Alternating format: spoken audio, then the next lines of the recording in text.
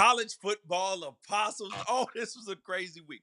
Mike Gundy has gotten fired. The SEC, we know they went to 9 conference games, and we're finding out who the common opponents are going to be. And the ACC snuck in the back door. Hey, we're going to 9 conference games too, pal.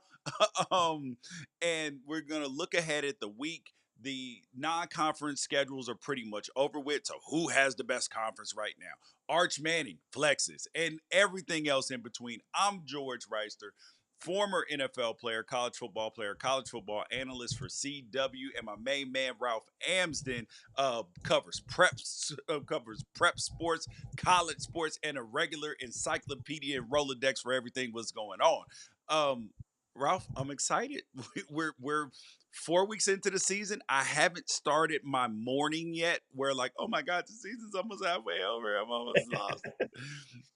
But yeah, I'm excited. Well, you don't even have seasons. So how do you even get to the point where you get that anxiety What that do you we're on mean? the downhill part? When are you wearing are you wearing sweaters just for the fashion? No, man, it gets a little chilly out here sometimes. It's a Okay. little gets a little chilly. I don't need a sweater yet, but I'm still walking around in shorts and a t-shirt. But it's still All September. right. I don't think the leaves on the birds of paradise are changing. um, Orange hue on the queen palms. exactly, dude. This college football season has been. It hasn't even gotten as hectic as it's going to get, and I love it. Like I can just see chaos breaking out this weekend, but from last weekend, I looked at things. I was like, dude, parity is on max. You do not know who is going to win from week to week, damn near. I thought I had Illinois nailed and pegged, and Indiana came and was like, them cartoons where they're like, I challenge you to a duel, and they take the glove out and they smack the person. That's what Indiana did. Took the glove off and smacked them. Yeah, And Illinois was like the coyote getting caught holding the Acme grenade. yeah, that That was was a who. bad deal, dude. And just you just see how close the margins are. Like outside of a few teams that you feel are really good that you ain't even 100% sure about. I mean, because some of them teams still have warts, like LSU. Oh, are they the number one team? How can LSU be the number one team? Look who they beat. Clemson looks atrocious right now. Like they got so much, praise for that win, and you can't give them praise for that as much as you thought. They're not good on third down, and you cannot, with any degree of certainty, say who's going to win on a week-to-week basis. And then This is true. next We thing, we are learning that because our predictions are the ones blowing up. yes, fans don't want to hear the truth. They do not want to hear the truth. They want to live in fantasy land. They either want to be like, fire our coach, fire Dabo, or fire this guy, or they want to believe, all right, listen. It was just an aberration. It's not that big of a deal. So the hope is turning into copium, and then it'll turn into despair soon. And that's because I believe that things are going to get crazy soon. I believe that we may have a shocking upset this weekend, a shocking upset, which you got to watch the previews to fully know which one it is. But a team that I had in my preseason top 25, I believe is going to be defeating one of the top teams in the country right now this weekend. I'm curious because we did not talk about that beforehand. Here are my takeaways from this weekend. Number one, I was not scared as an Arizona State fan. I'm repping Arizona State today. As an Arizona State fan, I was not scared of Texas Tech. I was curious about them, curious about how the defensive line would come together, curious about if Baron Morton was ready to push the ball down the field. And I watched that game against Utah, and man, it was physical. It was fun. Salt Lake's such a cool environment. Everything about it was great. And yeah, I mean, the offenses were stalling out. You had to work for every yard. It did not look like Big 12 football. And then all of a sudden, Baron Morton takes a shot to the ribs. And I text you. I was like, no, like this is Yes. terrible, right? And I mean, I could show the text. Like it was Yeah, he you're took like, a hit. Barrett, no. Yeah, yeah. And then all of a sudden, this kid from Austin, Texas comes in, and oh my gosh, what a gunslinger. Will Yeah. Hammond, physically ready, confident, puts a lot on every throw, but not intimidated by the moment at all on the road in Salt Lake City. Overthrew a ball, went right back to it the next play and nailed it. Had a couple of great first down runs. I'm scared now. I'm officially scared because it was one of those things where it's like, okay, yeah, Texas Tech could, with the resources they have, they could take the Big 12 over. Sure. But at the end of the day, a lot of it comes down to, do we have the right quarterback in place? And not even the juggernauts always have the right quarterback in place. Not the Georgias, not the Alabamas, not the LSUs, not always, right? Like Yeah. they've had a great recent history. They're the ones that are getting these guys. But like even the teams, like even Lincoln Riley went through the Miller Moss year of not really necessarily meshing with who he had at quarterback, and Lincoln Riley seems to always have the quarterback. When I saw this kid, what's the when I seen him throw that ball? When I see him Oh throw that ball, yeah, I went full Adrian Peterson, and now I'm like a full on Tech believer. But does he start? You would. I know what you would do. What will they do? they gonna start Will What Will will Hammond. they do? That they gonna You start think Will so? Hammond. I would. That is interesting. I know you Because would. because I it know ain't you like would Baron Morin was good before they threw 2 picks. They they in might that give game. Baron Yes. another ceremonious start, but let him start slow. Oh, he and Will Hammond come in and play well again. Job's over. Yeah. This this this is a this would be a masturbatory process. Well, and you and I know how Baron Morton got this job. It it was because of some bad luck for Tyler Shuck. Yeah. So I don't know though. I don't think Baron Morton's done anything wrong. No. I just watched that kid on the road and I was like, oh, Yes, exactly. oh Exactly. You no. don't have to do anything wrong. Sometimes other people do something right. Yeah. The other thing is, I think it happened. I think I'm a USC buyer. I don't know how. What? I think I am. You're buying USC right now. I All think I right. am. Yeah. That is Yeah. fool's I gold, won't get buddy. too into it because I know That is a wooden nickel, buddy.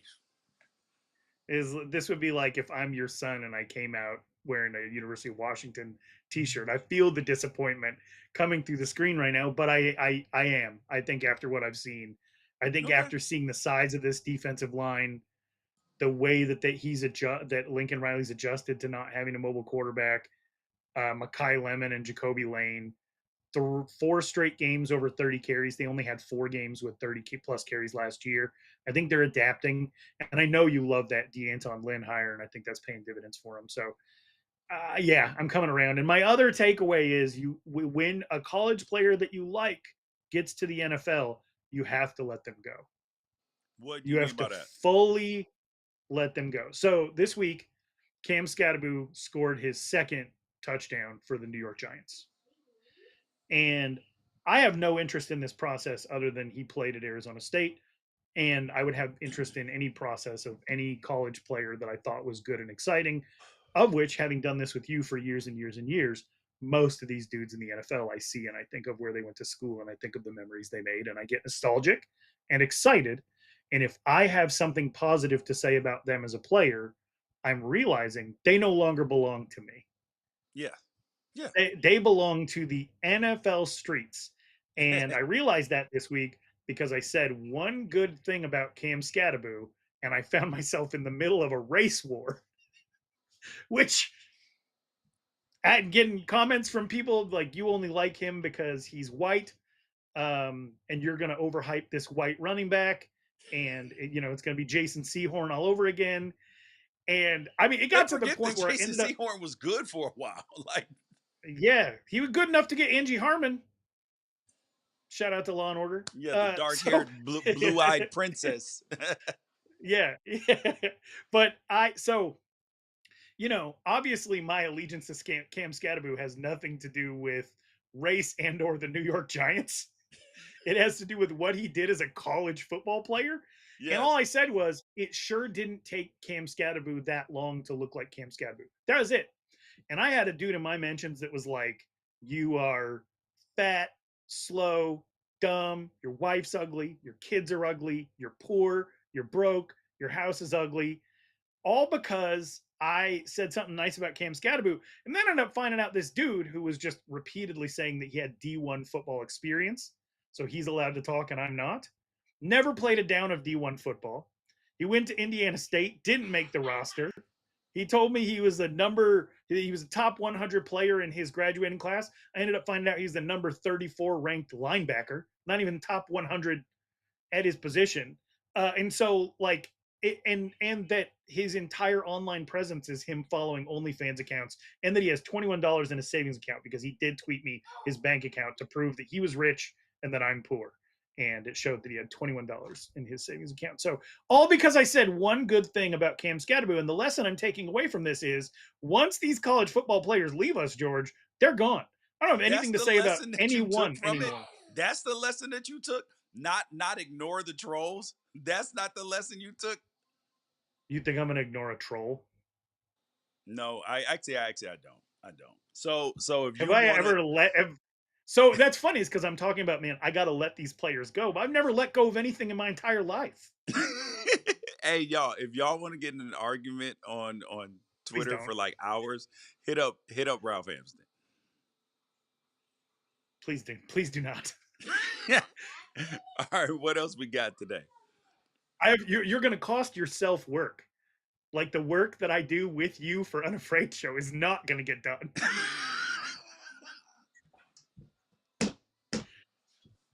All right, let's get to this week's storylines, because I think you've just encouraged something that we can't come back from.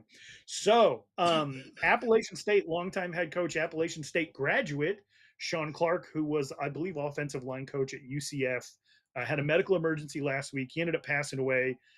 George, I took my son to his football camp. Yeah. And met him. Been out on his field several times for App State, and everybody knows the success that they had over time. Him getting let go at App State is kind of a lot like the next subject that we're going to talk about. You're a program legend, and then ultimately at the end of the day, you've kind of gone past what you're able to accomplish there. They have to move on from you. He's at UCF. They got an undefeated start, and then all of a sudden, he has this medical emergency. He passes away at just 50 years old. You and I have had a lot of conversations about just like, somebody you played in the NFL with recently passed away, Yeah. or someone you played in the NFL with passed away recently in Rudy Johnson. Like, it's tough kind of getting to that age and seeing this affect people who are so young. And just wanted to take a moment to say prayers to his family, and a devastating loss for the whole App State community, Oh yeah. and for that UCF coaching staff, for sure. Yeah, it's hard anytime you have a coach pass during the season. Like Mike Leach passed a couple years ago during the middle of the football season over at Mississippi State. And this is why coaches a lot of times the head coaches force their assistants to get physicals and all of this stuff, because football coaches notoriously don't take care of themselves, don't sleep much, work long hours, high stress, all of this, and then they're warriors, so they push through everything because they're usually football guys. They're asking everybody else to be tough, so they're trying to be tough, and then something's going on and they're ignoring it, and then something bad happens. So this is a note: take care of yourself, men. Take care of yourself. Go to the doctor. Don't be scared. Don't think it'll be okay. You ignore it, it's not going to go away. It is not. It's like ignoring your wife. No, she ain't gonna go away. Like the problem ain't gonna go away. Yeah, and man, it is just one of the worst lifestyles. And you'd think it's like it's active, right? And you're outdoors, Yeah. but it's just constant pressure, a lot of emoting, um, a lot of sedentary long nights, a lot of travel, way more than anybody should ever do. But that's the exchange for the Yep. money that you bring in, and the prestige, and the opportunity to change people's lives. So moving on to somebody who was a program legend, is a program legend, 16 straight winning seasons, unceremoniously fired after a loss to Tulsa. To which I believe Yeah. Tulsa's coach said, "We're not a page 3 program anymore," which is one of the hardest lines. I don't know, people don't read the newspaper anymore, but if they did, that would have hit super hard. And now Mike Gundy loses his job. I did not think they'd do it midseason. I thought that You didn't? they would let I this whole thing unfold. Well, it's because of the rules. It's yes. because of the rules. It's because you could lose players mid-season and really create sort of a strange Well, actually, situation. And so, it if you were gonna do that, honestly, you should have did what Florida's doing right now. They're holding on to Billy Napier until after the next game because they don't want DJ Lagway to redshirt. They don't want other players to call on wow. their red shirts who have them available. That's what Florida's doing. That they are going to, but mark my words, they are if Billy Napier does not pull a miracle out of the hat in 2 weeks, he's gone. He's gone. He's gone. And they would have done this specifically to keep players from redshirting, namely DJ Lagway. Um, and How many coaches do you think right now are really tempting the flame, getting a little too close to that fire of knowing that that portal window is not open for a guy like J. Lagway because Billy Napier hasn't been fired, but they want to reach out to his people. They want to reach out to his agent. oh yeah, they How, are how many do you think are really dancing really close to the flame right now? a lot. Well, I shouldn't say a lot, a couple. You know, yeah, that. But at the same time, like DJ Lagway hasn't put enough. I mean, like we're to the point now. I was talking to my boy yesterday. DJ Lagway's got to be in a quarterback competition next year. He can't be your guaranteed starter coming in. How? What has been on film that you can say that's for sure our starting quarterback? Even in the last Not, 2 years, because the last year was yeah. okay, but you were like, oh, there's promise. Like that was it was just hope that the next year is going to be better, and this year's been awful. So you can't like he's got to be put in the quarterback competition next year. But I've learned this from you, George. You always say that a man's strengths flow from the same place as his weaknesses.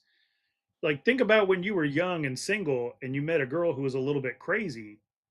There's a part of you that's like, I Yeah, can he fix thinks her. you can fix her. Yes, and that's what I'm saying. That there are a couple of coaches out in the country who don't have nearly as much talent at their quarterback position or uncertainty, and they're going to be like, I'll chance it, I'll chance it because I'm the one who can fix it. And but going back to Mike Gundy though, this is tough. I just posed this question. Do you think would you let him finish the season? Now, I would have let him. I don't think that manipulation is right, but as a program, you got to keep your roster together. But I guess Oklahoma State is like our roster ain't no good anyway. If they leave, they leave. So what? Let them redshirt, let them leave. It don't matter. Oh Because the man. new coach is coming in cleaning this joint out anyway, so it don't even matter. So maybe that's where Oklahoma State was at, and I just they need to get a head start on the head coaching search. And that's the reason why coaches get fired earlier now is because schools are like the early signing period is in December. We need to have our head coach in place right after the last game of the season. So Thanksgiving weekend, they need to be announcing their coach that next Monday. That's what their intention is.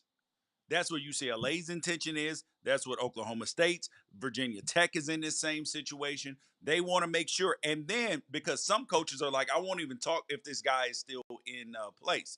So, if Billy Napier don't win in 2 weeks, then Florida's going to open up because Florida doesn't want to mess around and lose their candidate to Virginia Tech or to UCLA Yeah. or to Oklahoma State. So now it's going to be an arms race on who on coaches getting fired after the after the fifth game of the season, particularly at teams that do have a decent amount of talent on their roster. But Mike Gundy, ordinarily a program legend like that, you let him go out the Bobby Bowden way, just finish the season, and then Yeah.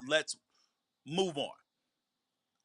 I But didn't like his comments though. What did you think of when because him and Dabo kind of had the same take of like, well, you want to get rid of me? I'll just go coach where I'm wanted.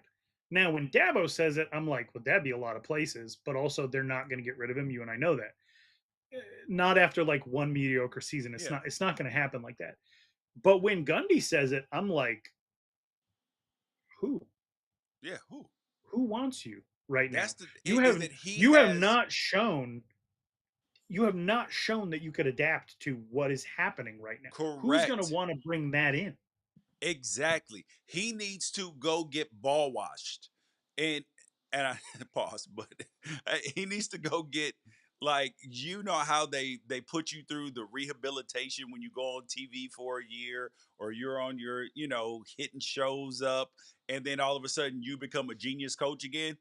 He Or needs you to spend a year getting yelled at by Nick Saban on the sideline. yes, yes. He needs damn, Nick Saban is gone because he would be the perfect candidate for the Nick Saban's coaches rehabilitation program that he was running. He was running a soup kitchen for coaches, just Well, rehabbing them all.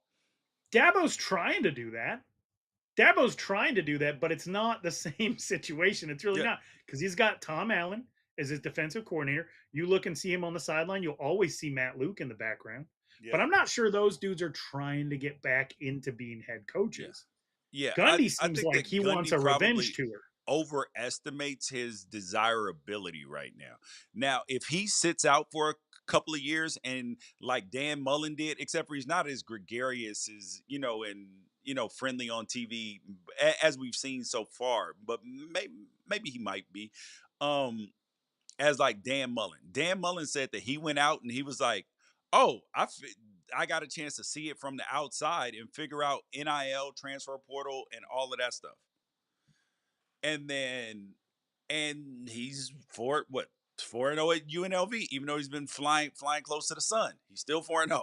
So it's gonna be interesting because he needs to show and demonstrate an ability to that he understands what the future is like and not what college football used to be. I agree with you. Look, if we're being honest, this is probably Ben Arbuckle, right? Or maybe like a Seth Dagey. It's like it's going to be like a young, innovative offensive Or coordinator Will going to Stein Stillwater. because he's got Texas ties. Yeah, Yeah. it's going to be one of those dudes. I think, and you put yourself in a position, but you put those other teams in a weird position right now where their agents may be negotiating. And I'm hearing backdoor stuff right now that offers are already being made. Yes. Yeah. Like there are boosters at a certain SEC team that may or may not have blown a game to a team that was excluded from the Big 12 that are already in conversation with agents of very unavailable coaches trying to see if they can't get a replacement lined up and bring just a package to the administration saying we have the money available for these specific coaches Yep. and their agent says they are or not interested. I'm learning how much of this happens without any knowledge of the school itself. Yes. Because the Yeah. more involved you let these boosters get, the more ownership of the situation they'll take. Yep. 100%.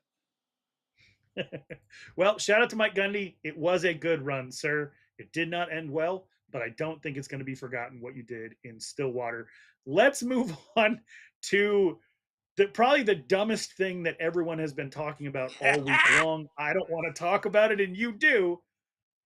Arch Manning emoted a little bit on a Sam Houston State defender after a rushing touchdown, and the world has opinions on it, and they've already sort of forced Arch Manning to admit that the people in his life didn't like it. His mom was mad, yada, yada, yada. I hate everything about this. I hate it all. George, what are your feelings on Arch Manning flexing on a Sam Houston State player and the ripple effect it has created in the media?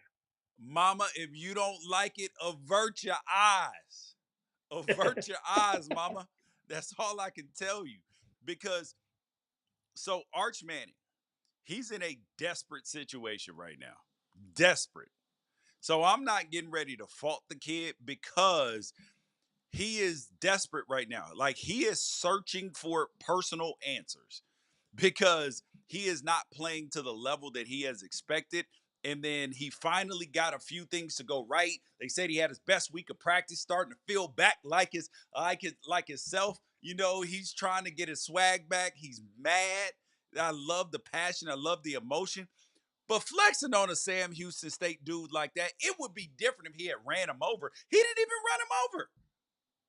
Like had he That's fair. just ran him over and then was like, then I'd have been like, I see you, Arch. I ain't mad at that because whoever gets on the train tracks gets run the hell over.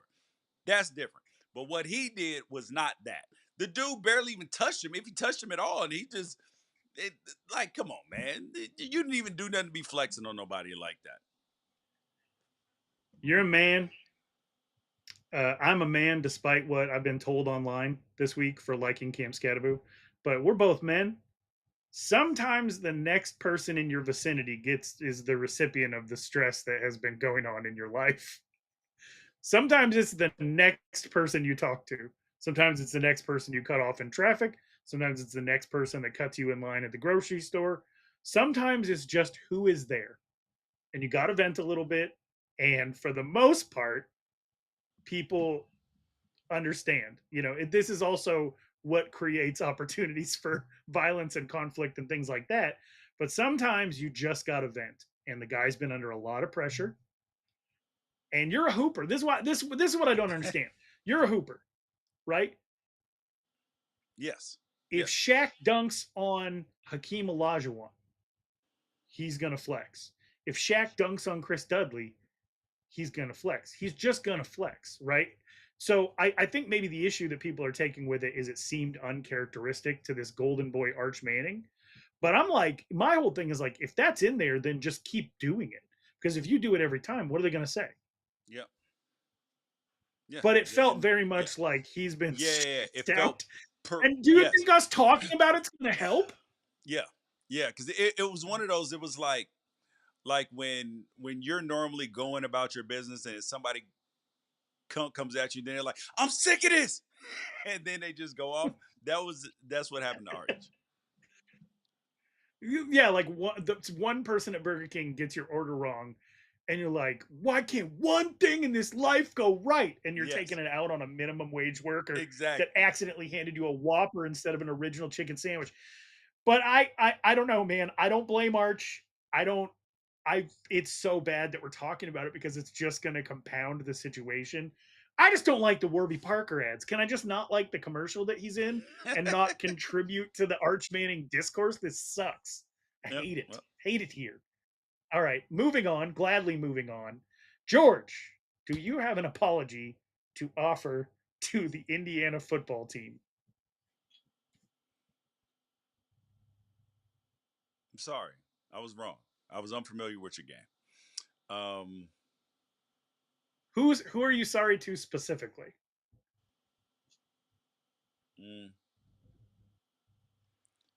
Who runs that program? I would like to apologize to absolutely nobody. The double champ says what he wants. No, man. Okay. Okay. They came out, they made a statement, but Indiana, if you do it once, it's an accident. You do it again in 2 weeks when you play, in 3 weeks when you play against the Ducks. I will give you all the credit then. That was a huge win. I'm not finna like downplay it, but at the same time, maybe Illinois is not as good as we think they are. But I do love Kurt Singeti because he talks all that shit and he will back it up. He will run the score up on you. We are cut from the same cloth in that if you can beat them by 100, beat them by 100. I'm not calling the dogs off. And when the young pups get in there, I'm letting them rock too. All right, I set you up a little bit here. So, let's say you get a bad NFL draft grade, okay? Mm-hmm. And you go in, and the person who gave you that grade, you score 3 touchdowns in a game. And that person comes on TV and they say, I would like to apologize to Gerald Wrighster for getting it wrong. I was wrong about him. I'm sorry, Gerald. How would you receive that apology? I'd be like, he was being an asshole. Okay. All right. I say that to say this. You have never once said Kurt Cignetti's name correctly. And I watched your Sunday live. And you did issue this apology. But you keep calling him Kurt Cignetti. It's Sig like cigarette. Yeah, Sig like cigarette. Lord have mercy. Cignetti. What am I saying? Cignetti. Like sing. Like, Cignetti. Cignetti. Okay. That's fair. Listen. I have a last name that people butcher. I'm not cool with that. It is not It is not personal. Cignetti. Shuck Cignetti.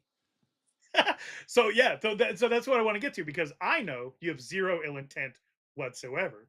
But if they're going to be on our radar, we have to talk about them every week, and they might go to the college football playoff a second year in a row, and all of our videos are going to be about Indiana football and the fact that they've given up less than 2 yards per carry in the last 3 games combined.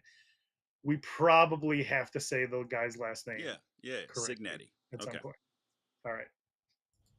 I'll apology accepted on behalf of the Hoosiers. I'm just kidding. I also was a huge doubter. ACC going to 9 games. They snuck this one in the back door. Didn't. Second pause of the podcast, by the way. But there's no there was no fanfare, no big news. It was just like Jim Phillips was like, "Hey, us 2 guys.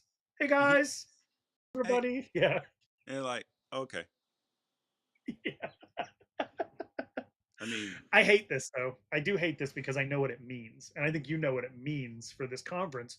We're going to lose games. We're going to lose a lot of historical games. I don't think so. I think we're going to get you're going to have Clemson still schedule South Carolina. I doubt that there will be another, non-conference. So I do think we're going to lose like Clemson playing LSU, but we're not going to lose Clemson, South Carolina though, because that's still going to put them at 10 Power 5 games. And okay, so I don't think we're going to lose Florida State, Florida, or Miami, Florida. I think they may rotate those games every other year, or put them all the same year. So I don't think that we're going to get into that situation. I'm worried about the backyard brawl. I'm worried about the weird situation. Pitt, West Virginia. Yeah, because we had lost it for a while, right? Yeah. It's going to make the world sad. Yeah, I mean, you see what they chant when those games are in Morgantown. It's very funny. No, I don't. I don't want to lose that. Oh, they do Sweet Caroline, but instead of bop bop ba, it's Eat Shit Pitt. Oh, okay. I like that. With like 70,000 people saying it at the exact same time. Yeah. That's like, hey, what's that LS? Hey, not doing what's it. That LSU? No. How does it start? Nope. Yeah. Not doing it. Oh, suck that tiger dick. Nope. Parental advisory. Yeah. Our album sales are about to go through the roof. Yep. So, yeah, but I'll miss that. And then SMU's in kind of a weird situation where they want to play a lot of games against Texas teams, but they're in the ACC. So I don't know. I hope they find some fix for it. I think the team that's really going to pinch is Notre Dame. Why? Oh, because they're going to get squeezed out of some of these games. Yeah. Which nobody's sad about except for fans of college football. Hey, like nobody this who works may for have the been conference the wants thing anything that forces Notre Dame into a conference, because it's going to get tougher for them to get games. If you're Notre Dame, who would you go with? Obviously, there's more money with the Big Ten, but you've got more of an affiliation with the ACC. I would go with the ACC because it's easier to win, but money wise, you got to go with the Big Ten. what if it has the opposite effect? What if everybody's fighting all over themselves to get a shot at Notre Dame with that one? Okay. What would it count? Would it count as a 10th Power 4 game? Okay, so let's Or they look get at an who they exception? have.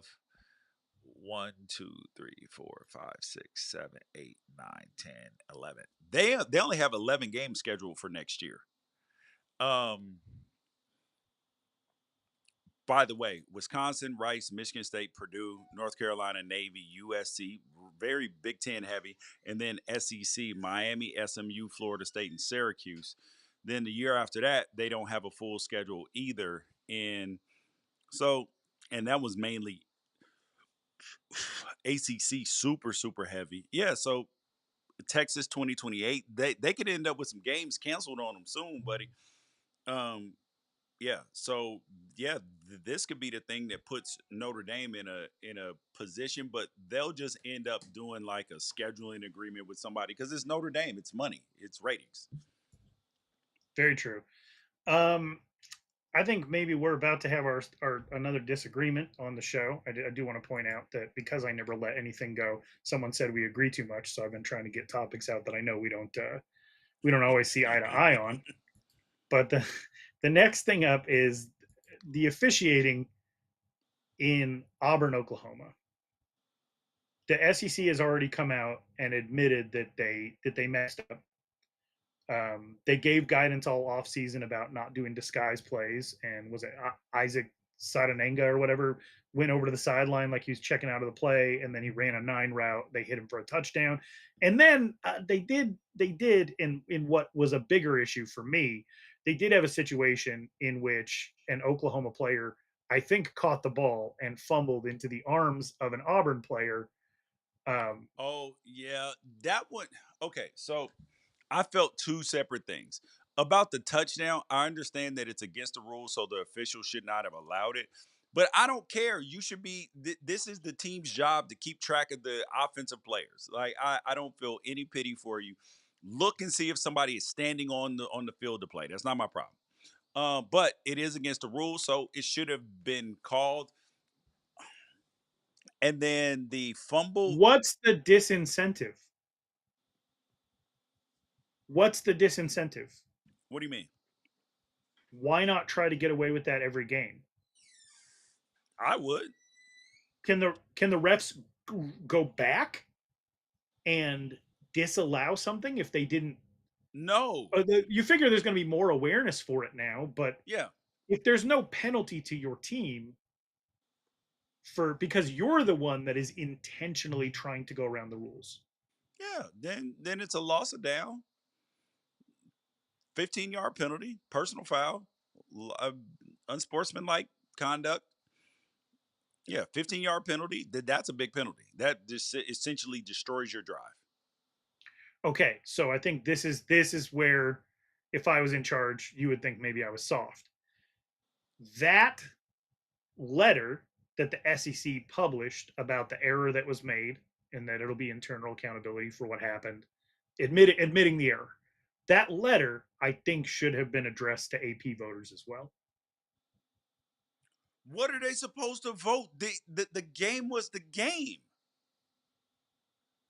The Sort game was of. the game. They lost. They lost.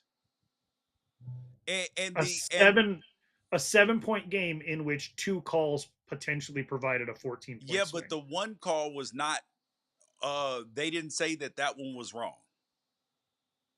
Well, they So hardly ever say anything is wrong. This one was yeah, just egregious. yeah. So listen, it is a football game. It is a basketball game. It is a baseball game. Sometimes umps make bad calls. Refs call bad fouls.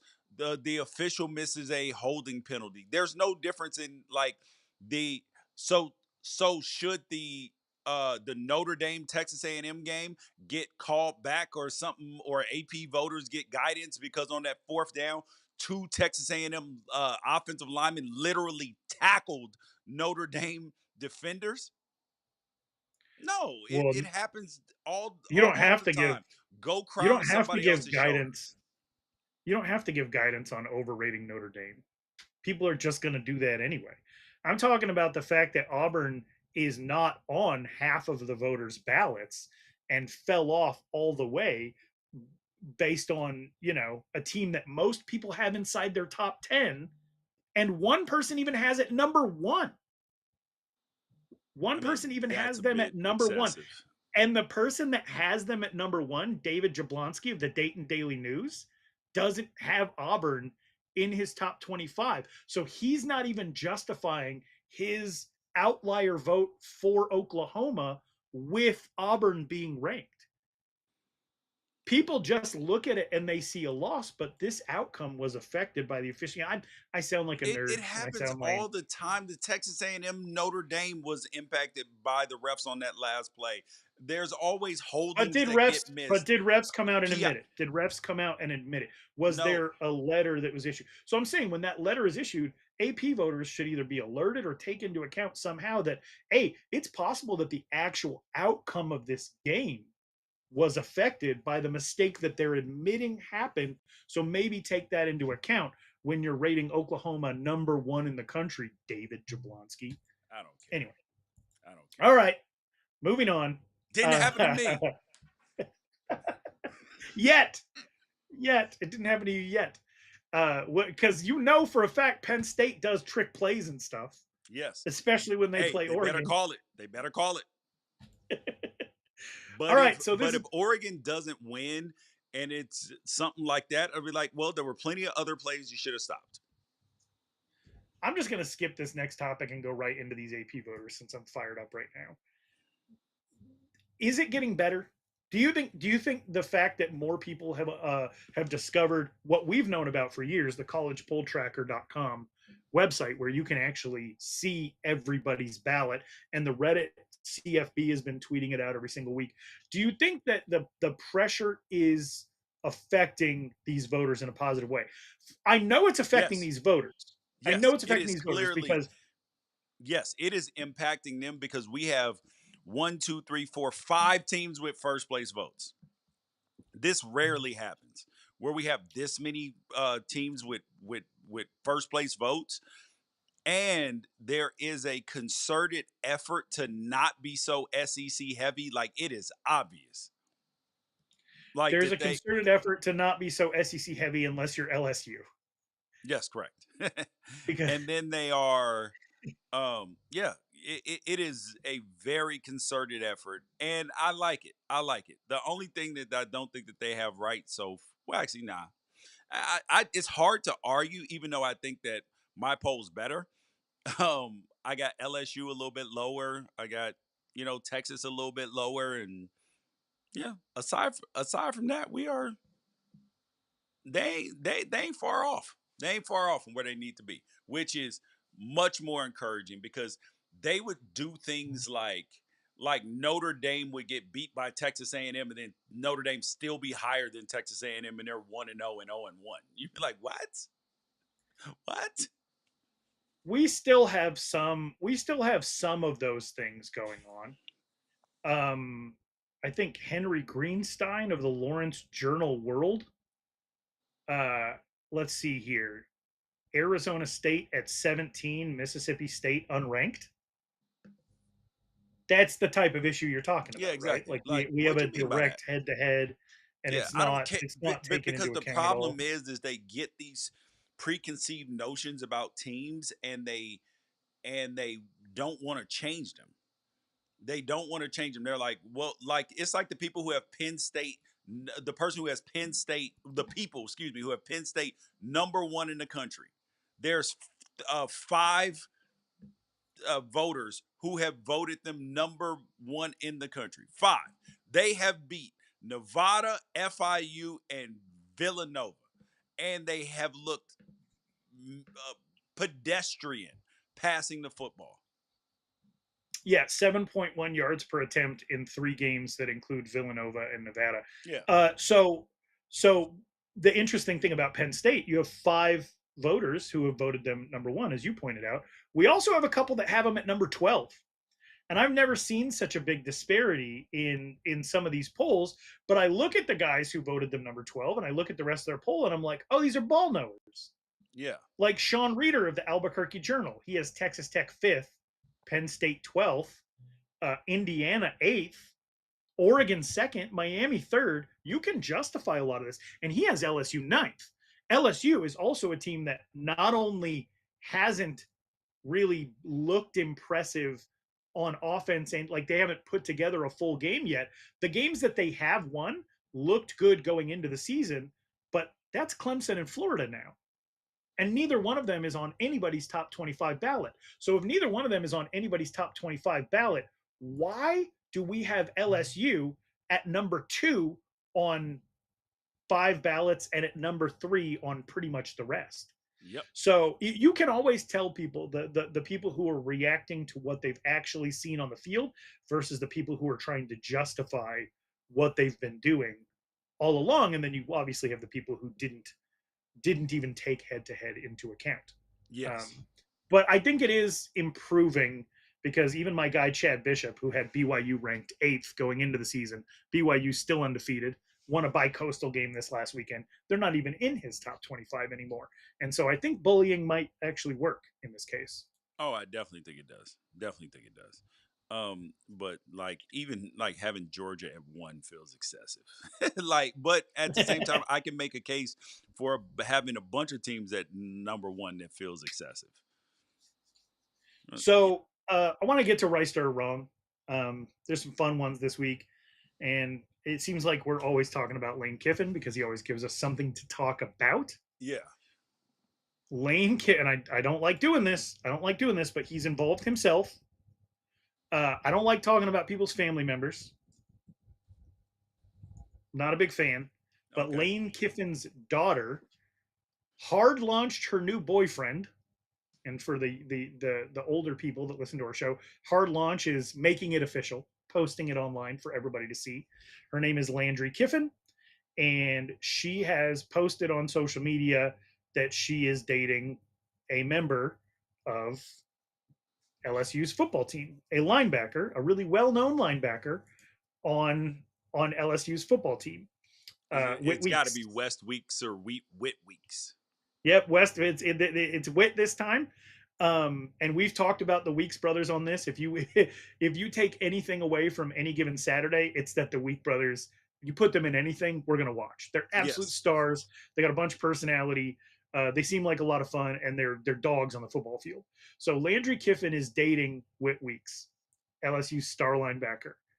And normally, this is not a thing that I would bring up on the College Football Apostles. But Lane Kiffin has injected himself into the situation by letting everyone know that this weekend, when LSU visits Ole Miss, they should definitely take the over. Wait, did he actually say the words "take the over"? Oh, he did.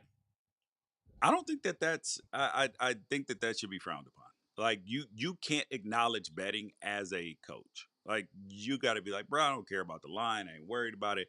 Like I understand it's a joke, but it only brings up the possibility of a impropriety. Like it's especially if it's right on the number and like LSU could take it. I'm sorry, and Ole Miss could take a knee at the end of the game, but it's right on the number.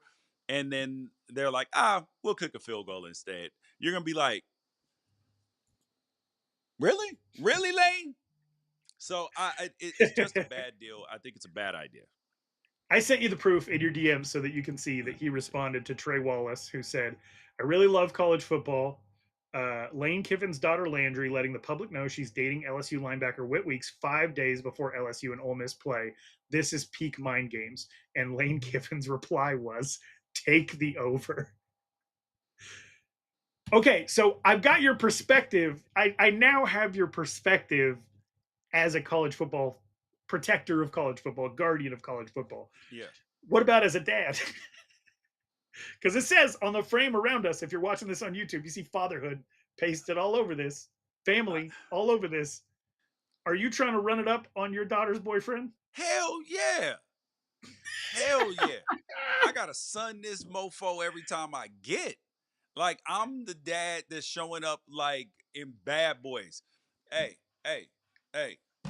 You look 30. Yeah.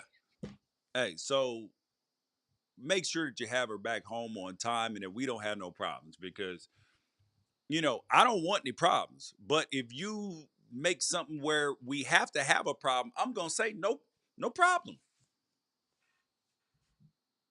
I don't even want And nobody dating my daughter, but at the same time, I wanted to find a good man, have a husband, have a great life, all of those things. So I'm wrestling with this with the 25-year-old at this point in time.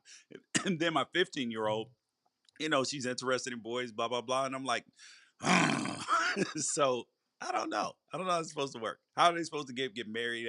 Because I didn't like the last boyfriend that my 25-year-old had. He was he was too he was too yeah he didn't have enough testosterone for me.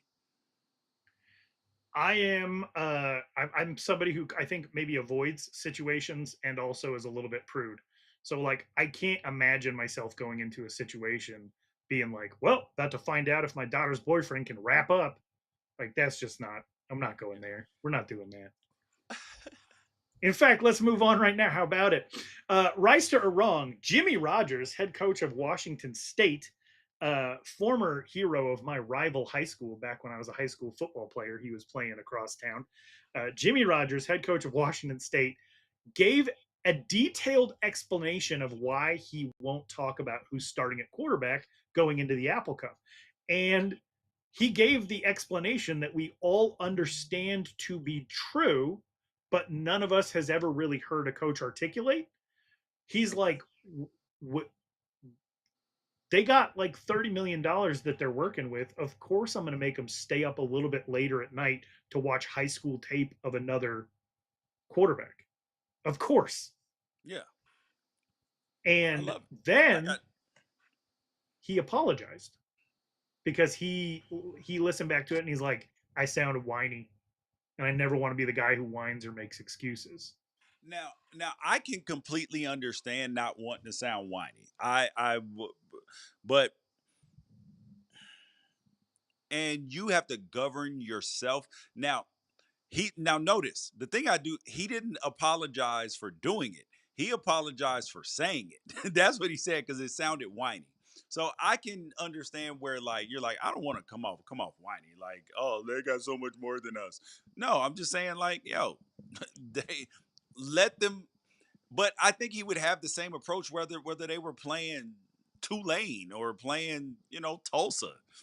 I don't or Nevada. I think he would do the exact same thing. So maybe he shouldn't have said it in a whiny way about the $30 million.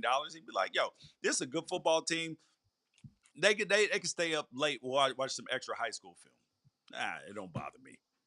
Yeah, I think it really just depends on where your head and heart are at. Like, first of all, an admission of a lack of resources is how he got that job in the first place. Jake Dickert took the Wake Forest job because Washington State got left out in the cold. Like he has that job because of the lack of Yes, resources that were going on. because ordinarily you would not like if it were Pac-12 for AC, like you wouldn't think that Washington State would be. I mean, Wake Forest would be a huge step up from Washington State prior to this. Okay, so let me ask you this, George. Do you have a minimum that you tip? No, Or is it conditional when you go into every situation? Or is it like, all right, 20% is standard. And like, if they do something great, then maybe I'll reflect it. For the most part, we're just going to hit 20% on this. It's conditional. It's a minimum of 15%, but it could be 1,000%. It depends. Yeah. But you have a minimum. You have a minimum of 15. Like Yeah. you're not going to be like write $0 on the receipt. You would have to no. You would have to be. Actually, I still wouldn't, but I would write a note like your service was absolutely terrible, but you deserve a living wage. So here you Okay, go. so that's my point right there. Is even do because that's what I looked at when Jimmy Rogers did this. I'm like, this is like, okay, I'm gonna tip 20% no matter what. But like, if I'm gonna have to tip 20% no matter what, I should at least get a refill. So Yes. like, am I just gonna walk out of this restaurant and think to myself that was bad service, or I'm gonna write something No, down? I'm And gonna if I let you write know it was something bad. down, Yeah. does that make me whiny? I just I don't know. I don't think this makes Jimmy Rogers look like he's whiny, but obviously something didn't sit right with him. Yeah. And I like people who govern themselves. Very true. Speaking of governance, Virginia Tech is bringing in a consultant, George, uh, on their football hiring process. And that consultant is somebody who's got just a degree of separation away from you. Um, in his relationship with your former NFL quarterback. But Bruce Arians is being brought in to help Virginia Tech find their next coach. Bruce Arians got college football experience. I think he was at Temple, right? Yep. Is this And Alabama running backs coach, Ole Miss. And then because my initial thing was, I was like, yo, why Bruce Arians? But then it became very easy to me. I was like, oh, he went to Virginia Tech. He played at Virginia Tech. That makes sense. is this to give people like put a celebrity face on selling the hire, or is it, or do you think? Well, I don't see Bruce Arians because I mean he was the head coach of the team that I rooted for there for a while, and I don't see him doing something for no reason. Like I don't see him I think getting he involved. cares about Virginia Tech because he played there. So he wants to, because their last two hires in Fuente and Fry have not gone very well. They've actually, that would be the understatement. They've gone extremely poorly. So they need an adult in the room to, like, he's going to be the consultant. It's kind of like when uh what team was that hired, oh when what team was that hired, the Washington Commanders, when they hired Bob Myers Oh to yeah, from be the the Golden State consultant Warriors. to help their culture and all of that stuff. This is what Bruce Arians is doing. I'm not against this at all. I think it's smart. Do you think this could end up a situation where they get like Byron Leftwich or something, where he because he was very loyal to his tree, um very loyal. Todd Bowles, all those dudes. Byron might not be the worst idea because, but Marshall's not that far from yeah, Tech. exactly. That's what I was thinking. But no, I think that they're gonna go with somebody who they're probably gonna be trying to find their version of Dan Lanning, like a young head coach who's had success. I mean, Yeah, like, who you can build with, and or they're gonna try to get somebody like Ryan Silverfield if they have the money, because he's gonna get one of these head coaching jobs, clearly. I'm surprised he didn't just walk back through the Arkansas locker room. Honestly, like, Yeah, and be but like, hey, yeah, yo, I can do both. yeah, So okay, so but I think what it says to me, maybe you agree, maybe you don't. If you're bringing in a consultant and you're issuing a press release about it, you're probably not going to hire Shane Beamer. You're not going to do the obvious thing, because why would you Shane bring in a Beamer ain't. consultant? Never, I never, know, I know, I know. It's just there's a movement amongst Tech fans to hire the son. This is why We've you already can't brought this up. just. Yeah, this is why you can't just listen to fans all the time. Very true. So we've already brought this up. Syracuse took a $25,000 fine for faking injuries again, second time this season. Worth it? Hell yeah, it was worth it. Have you You seen the just keep movie paying the fine? F1? Have you seen the movie F1? Well, I can't hear you now, but I said I have okay, not. Please explain. I didn't want to okay. So cough into Brad my. Pitt's character, washed up driver, he comes back to help the new young hotshot driver, but they don't have the car to be able to win. So they got to do dirty tactics. Like they got to just drag you down in the mud. Like they got to play Iowa football on the track. And that's what Syracuse is doing. They're like, Fran Brown is like, while I'm building my roster, while I am getting the transfer portal right, while I'm getting the resources right, while I'm building this, we are going to do whatever we need to do to win. We will fake an injury. We will do whatever. We will accidentally trip the ref if we need to. The band will run out on the field when they're not supposed to get an extra timeout.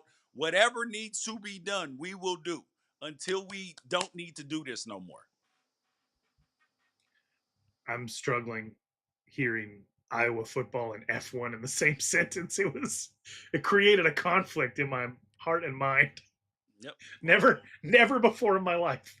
I've heard the F word about Iowa Iowa's offense, yes. football. Yeah.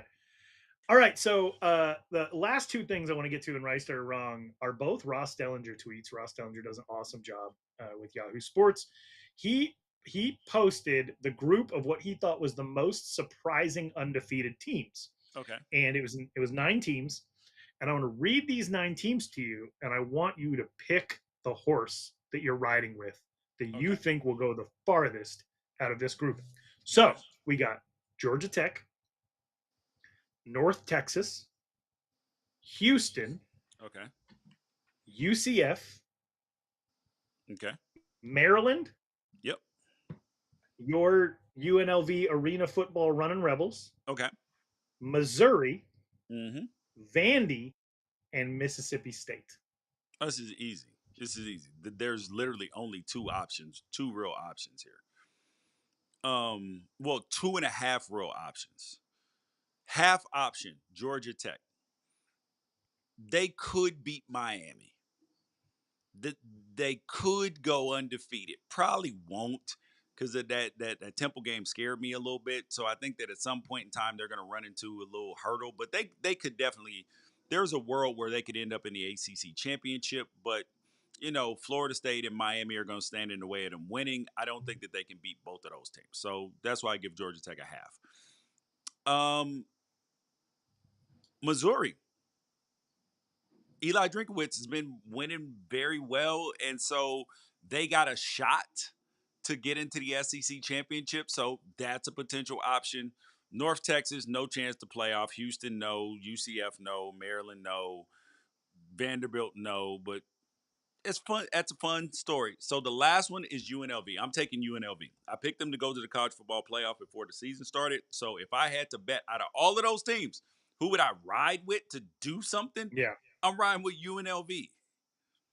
They got the best opportunity out of all of these teams to make the college football playoff.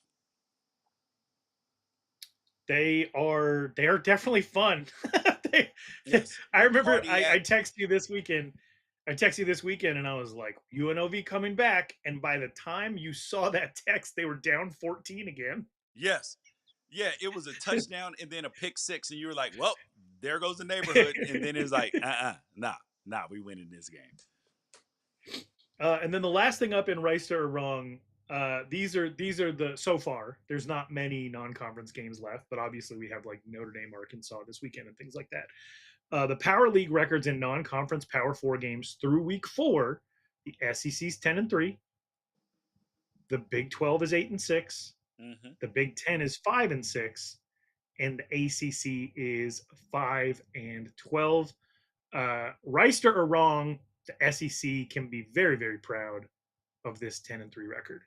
They should absolutely be proud of that 10-3 record, but that don't make it them the best conference. Look at their losses. One of their best teams, Texas, Alabama, and then who else lost in the non-conference? Not Mississippi State, unfortunately, for me. Yeah. And then Arkansas. So to Memphis, to a non-Power 4 team. Yeah. And you have Florida lose to South Florida too. So, Ralph, and the reason why I say that is because Oregon played Oklahoma State. So, like, I mean, they did play a Power 4 team. They tried, but I noticed before the game when I tried to tell you they were not a Power 4 team. Yes. You were like, no, they are. USC. And now that you've seen them, you're like, Yeah. USC, Indiana, Ohio State played Texas. Yeah, like the majority of the Big Ten teams haven't played. Like the top Big Ten teams haven't played, SEC teams and all of this stuff. So like the SEC's been beaten up on the bottom of the ACC, the bottom of the Big 12. I don't care. Like this sounds like a good number, but until we start getting crossover games where you have top versus top and all this stuff, it's hard to determine. That makes sense. All right, so let's get into our look ahead into Week 5. What are you most excited for going into Week 5 of the college football season? Penn State, Oregon. Everybody is there. And there's a reason why. If I had told you that Georgia Bama would be on the same week and nobody would be there in terms of like the college football shows, would you have believed me? No. No. But hey, it just shows. And it's a whiteout game. So Penn State booked this as their whiteout game months ago. So you know what that means? Oregon is the A side in this joint. Ain't no upsets finna happen. They're the A side. That's why you put them on your whiteout game. That's why they put Ohio State on their whiteout games, because they put the A side on their whiteout game. What does that mean? In boxing, there's the A side and there's the B side in terms of Okay. who is the draw. Oregon's on the A side of this one. So I am curious. Are you more? I think I am picking this up, but I want you to confirm it verbally. More confident about this game now than you were a month ago. Yes. Yes. Yes. Yes. Yes, this is right, bro. I can't wait to go in Happy Valley. Are you gonna go? Dude, I'm trying to go, but the wife leaves the next day. I can't figure it out logistically because it's so difficult to get in and out of Happy Valley. I need private jet money. Wait, we got any listeners to the College Football Apostles that have a private jet or private jet money? We'll give you a shout out. Yeah, I need that's private worth jet it. money. Yeah, I'm looking forward to that. USC Illinois, because you're a USC believer. I'm coming around. I believe it's a wooden nickel. And this Illinois game, so one of these two teams will be exposed. Either I would have jinxed the hell out of Illinois, or I'd be right about USC. So one of the two is going to happen. And I'm excited to see the fallout from Bama, Georgia. Oh, because one of these fan bases, I mean, because this is a game Georgia, despite winning 2 national championships recently, regularly loses. So what were they, 1-7 in the last 8? So seven straight losses in the state of Georgia. Like yeah. they are owned. And what's crazy is, to me, Georgia fans are not the most rational people. No fans are the most rational people. But when it comes to Alabama, they are humble. Yes.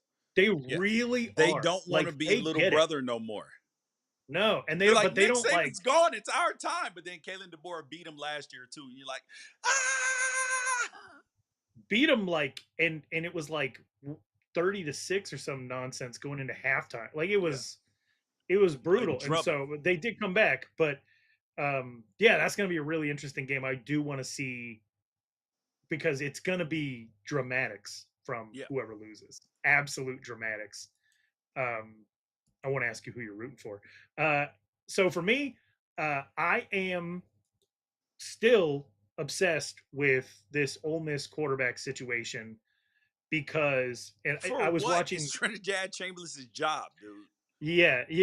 I feel you.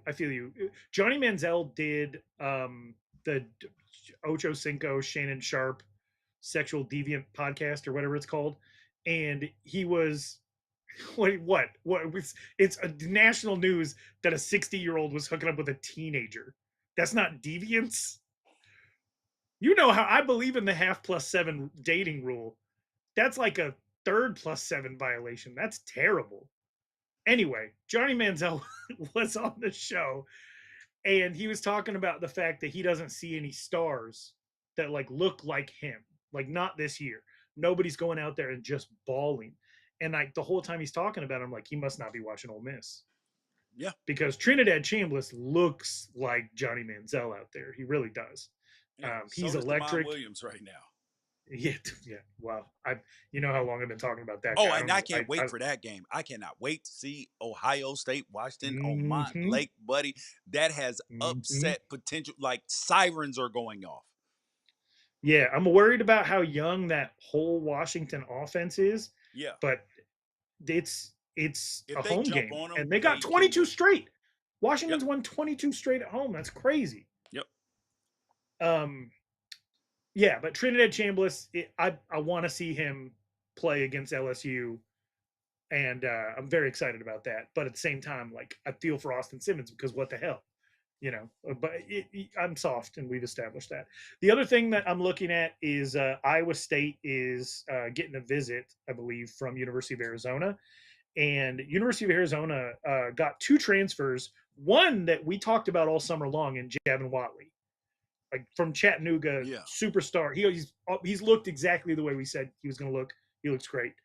But they also got a running back, Ismail Mahdi, out of Texas State, who also looks like a star.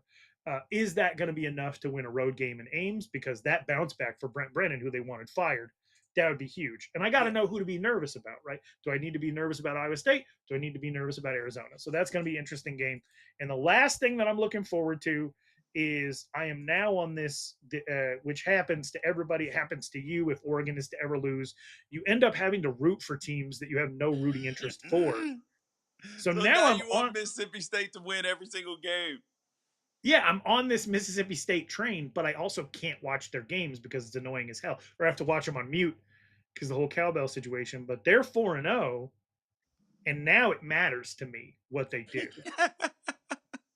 Because Arizona State's outside the top 25, most voters feel that way anyway. So you having started at number 11, I would like Mississippi State to keep winning. Like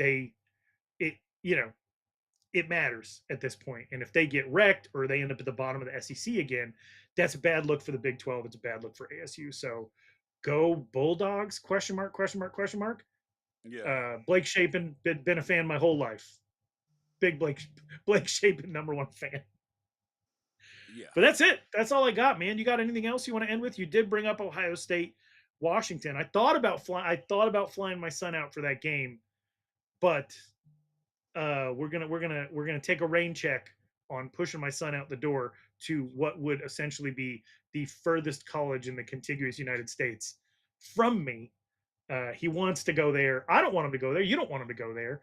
But I've noticed that if I push him in the opposite direction, he's going to do whatever he wants. So trying to remain neutral on it, but I'm definitely not going to get him a ticket to see them beat Ohio State and then lose him forever.